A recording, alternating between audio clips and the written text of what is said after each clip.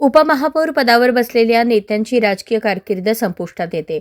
उपमहापौर झाल्यानंतर पुन्हा निवडणुकीत यश मिळत नाही.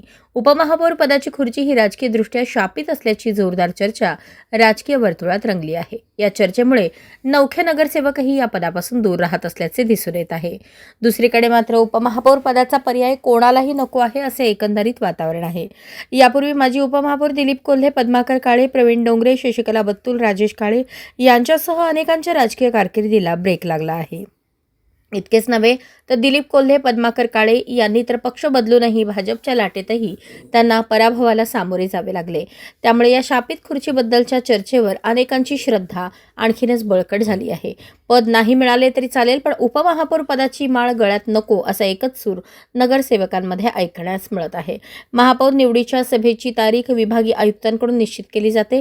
गॅझेट तथा राजपत्रात नगरसेवकांची नावे प्रसिद्ध झाल्यापासून 7 ते 30 दिवसात सभा घेणे आवश्यक आहे. दरम्यान सोलापूर महानगरपालिकेत भाजपला 87 तर MIMला 8 जागांवर यश मिळाले. MIM विरोधी पक्षनेता होण्याची संधी द्यायची की नाही हे महापौरांच्या हाती आहे.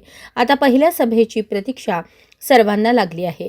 नियमानुसार जानेवारी अखेरपर्यंत निवड प्रक्रिया शक्य असल्याचे बोलले जात आहे. महापालिकेत विरोधी पक्ष म्हणून सभागृहात येण्यासाठी 10% विरोधकांची संख्या 11 असणे आवश्यक आहे.